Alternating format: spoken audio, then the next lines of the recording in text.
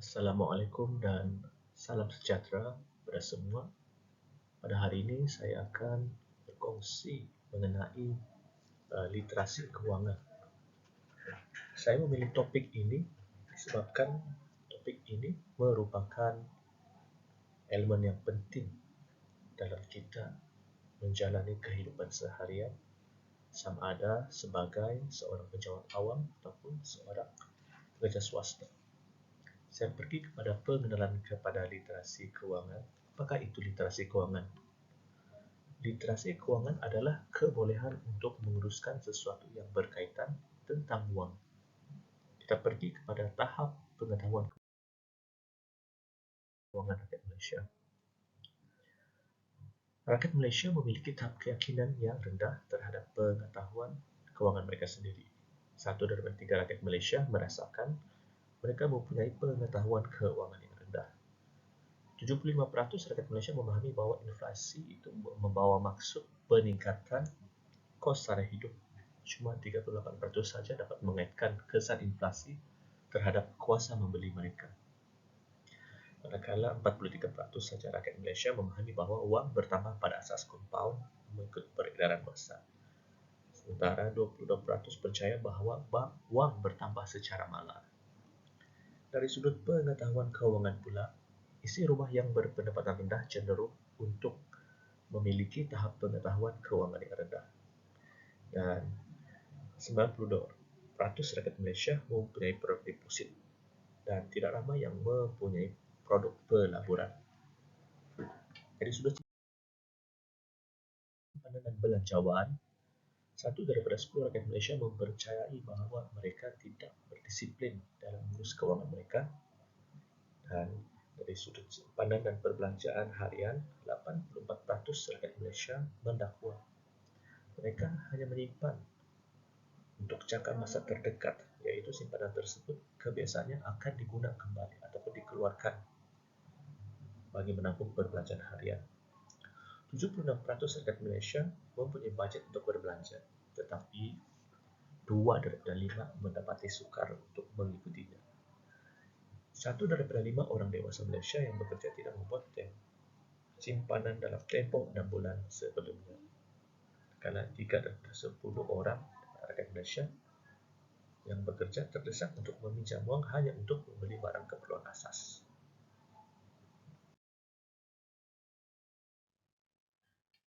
Kesediaan untuk menghadapi situasi luar jangkaan.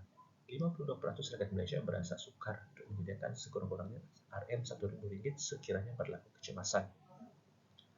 Dan dari sudut perlindungan pula, hanya 17% rakyat Malaysia mempunyai insurans hayat ataupun perlindungan takaful. Kita pergi ke dari sudut perancang untuk persaraan, dan 42% daripada rakyat Malaysia mempunyai simpanan hidup resmi bergantung pada sumber tersebut persaraan. Dan saya skip untuk elemen persaraan. Tentang risiko dan pulangan pelaburan. Pelabur didapati mempunyai jangkaan yang tidak realistik terhadap pulangan tahunan daripada pelaburan di dalam produk pasaran modal. Karena dari sudut persepsi pula, persepsi pelabur tentang jumlah kerugian yang sanggup mereka terima menunjukkan kekurangan pengetahuan mereka tentang tahap risiko pelaburan dalam pasaran modal. Kepentingan literasi keuangan. Terdapat 8 kepentingan di sini, yaitu pertama sekali, terhindar daripada skim penipuan, mempunyai ketahanan kewangan atau dalam bahasa Inggeris resilience, dan pembangunan masyarakat. Selain itu meningkatkan kualiti hidup, juga kepada bijak dalam pengurusan risiko dan mempunyai keputusan yang bijak dalam kewangan. Selain itu mencapai matlamat ataupun memperoleh kebebasan kewangan. Dan terakhir ialah interaksi dengan institusi kewangan. Bagi perancangan kewangan peribadi, terdapat 3 komponen di sini pertama sekali ialah sumber pendapatan. Individu haruslah memahami berbagai jenis sumber pendapatan dan kaedah pengurusan. Juga kepada pengurusan hutang, pengetahuan dalam menguruskan hutang, dan juga strategi dalam melakukan pembayaran. Yang ketiga iaitu dari sudut simpanan dan pelaburan. Kepentingan simpanan kecemasan dan membuat pelaburan jangka masa panjang untuk mencapai matlamat keuangan. Membina pelaburan dan aset keuangan.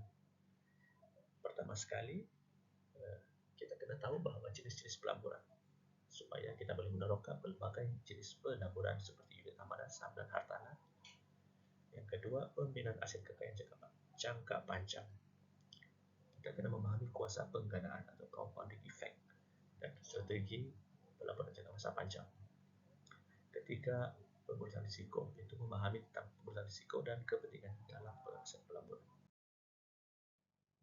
Kita pergi kepada pengenalan kepada insurans dan takaful. Insurans dan takaful ini berfungsi sebagai perlindungan kepada kita sekiranya berlaku apa musibah, iaitu dari sudut perlindungan keuangan. Jika berlaku sebarang musibah, kita akan dilindungi dengan mencarum dalam takaful atau insurans. Selain itu, kesinambungan hidup pada waris juga. Waris mendapat manfaat hibah untuk meneruskan hidup mereka sekiranya berlaku insiden yang tidak kita jangka dalam hidup. Dan terakhir, ia juga sebagai menampung kos perubatan kita. Kesadaran tentang penipuan keuangan dan terdapat pelbagai jenis scam-scam di sini seperti phishing, scam Makau, scam cinta, scam tawaran kerja, scam parcel dan sebagainya. Dan kita kena ingat sebelum kita mula melabur, kita kena ingat formula tipu, iaitu T, tidak akan rugi, I, indah kabar dari rupa, P, peluang hanya sekali, U, untung besar, silap labur, duit lebur. Sumber untuk meningkatkan literasi keuangan ialah pertama sekali melalui pembacaan buku mengenai literasi keuangan. Keduanya adalah sumber atas talian.